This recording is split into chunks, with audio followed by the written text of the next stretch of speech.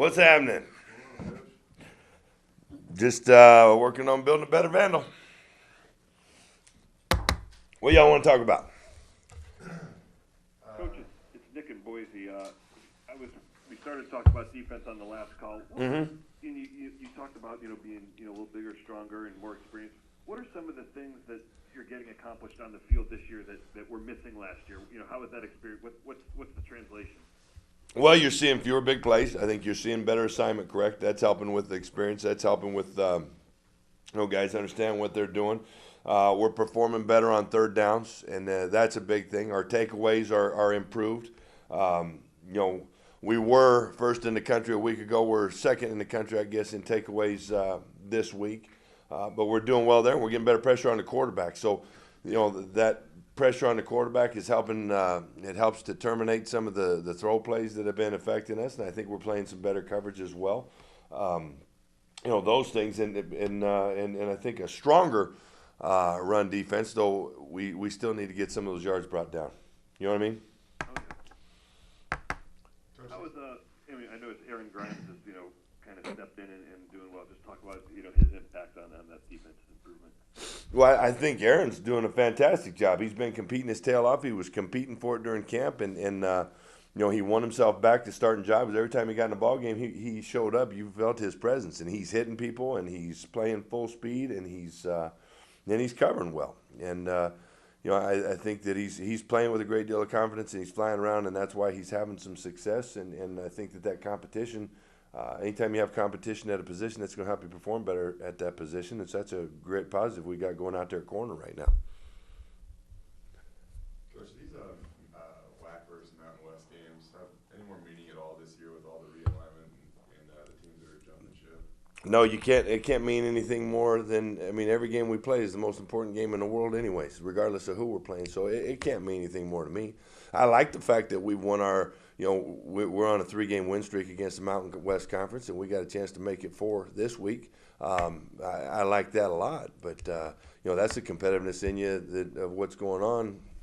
What the things that are going on right now. That's something that football coaches we don't get asked our opinion, or get the opportunity to have a choice about it.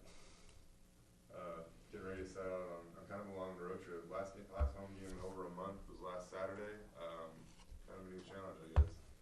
Well, we're going to play wherever they roll that football out. We're going to go play it. So this is a return trip over for last year's game with Colorado State, and this will be a good one. And we've got it's not uncommon to have back-to-back road trips, and we get to have a bye. So we're going to be at home. Now we might not have a football game going along with it, but we're going to get to be at home. At least the players will. The coaches will be out recruiting and getting, and we'll be getting ourselves ready to start the conference season. Which is also going to start on the road. But, I like playing at home, obviously, and we had a great crowd on Saturday night. I want to thank everybody that was there. The place was packed. It was loud, and the way I envision it being at all points in time, there was a great life. And you can't tell me that everybody who was here didn't have a great time. From the pregame activities, the during the game activities, I'm sure everybody had to go celebrate a great win afterwards. So it had to have been a great time for everybody involved.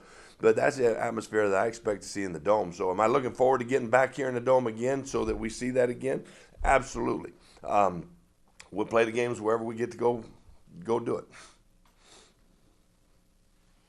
Colorado State team's kind of been struggling, haven't been able to really run the ball this year, and I think that they came in last year's game 3-0. I don't know if they won a game since. I can't really remember, but either way, the team is kind of struggling right now. It looks like. Well, last year when we faced each other, it was 2 3-1 football teams. And it was a great matchup going into the game, and our football team might have been a little bit out of its comfort zone at that point in time because that was we had to win 3 games in the first 4 weeks of the season, and it had taken us two years to win 3 games prior to that. And at halftime we were down by 2 scores to those guys, and I think in the second half we came out and performed better and kind of saw who we were, and I liked the way that we played, and that put us on a great streak. And no, they've been in the midst of not having quite the success that they would hope to have. We've had some good things happen for us, and that's what we're paying attention to. Are they? That's a football team that we're going to be playing that would love to get revenge for last year. They'd love to get their first win of the season. And that was kind of the case going into last week's ball game. UNLV was wanting to get their first win of the season. More importantly, we needed to get a bad taste out of our mouth. We've got an opportunity to continue a win streak right now. We've got more important things to worry about in regards to us and our goals. It just so happens that we get to play against Colorado State this week. And, that's what we have to apply our goals towards. But we've got to pay attention to what we want to accomplish with this football team and how it applies to this season, if that makes sense what I'm saying. Y'all kind of quiet. I'm sensing a lack of energy from all of you today. What's going on here? Coach Josh here from the spokesman. Hey, Josh. Hey, wondering if you can talk a little bit about Coach Kreiner's role in defensive improvement this year, and also, the defense has taken its own necessity. Has there been any? Schematically, you guys seem pretty similar, but what is anything specifically about what Coach Kreiner and the defensive staff have been able to do? Well, they've continued doing what they've been doing all along, and Mark and that defensive staff have been busting their tails. And what we've talked about, this defense is having more success because these players are more experienced.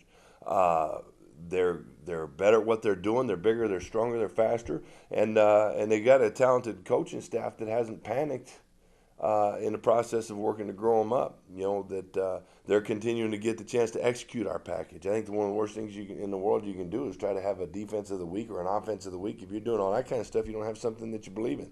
We've got a defensive package here, a base package that we've built that's going to have its wrinkles from week to week, but I think our players haven't had the opportunity to execute it over a period of time. They've got a better understanding of what their roles are in it, and an opportunity to make more things happen with it because they've experienced now they're starting to experience some success. But Mark Kreiner is doing a fantastic job. He's been doing a fantastic job for the first 3 years that he was here also. Those guys, in fact, you work harder in the years when your outfits are struggling a little bit, and but nothing's really changed, to be honest with you, other than we're performing more better, which is a good thing.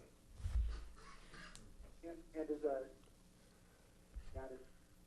you expect him to have a better chance to play this weekend? Can you tell me exactly what's going on with him? Oh, Tavita Halaholo. I expect that I'm anticipating that we'll have him available this week. He had some stingers that he wasn't clear to play in the game last week. We didn't practice him all week long either, but I would anticipate having him, and we'll have Jonah back. We should be more healthy for this game than we were the previous ball game. Jonah was illness.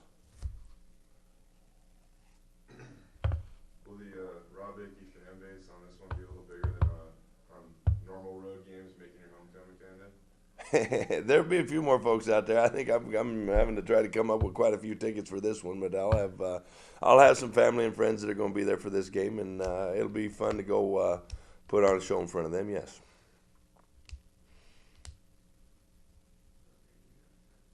Is that it? Coach, I've got one from Chad Craig. He got cut off on the WAC call.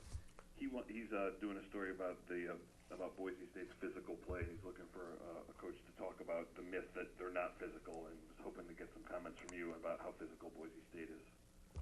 Well, I think that when we played them last year, that's the best I could tell you. It was the last time we were on the field together, and they're a physical outfit. They're what has helped Boise, in my opinion, more than anything, is the speed that they play with. They've improved the speed of their football team, particularly the back end of it. I thought that was the big difference with what they had a year ago, and they've got everybody coming back. This is probably the best football team in the history of Boise State.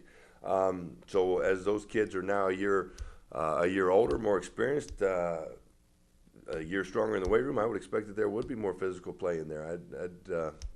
That's why they're having success. Thanks, Coach. You got it, Bubba. Hey, thanks, y'all. You have a wonderful day and a good week, and we'll see you over there in the Rocky Mountains.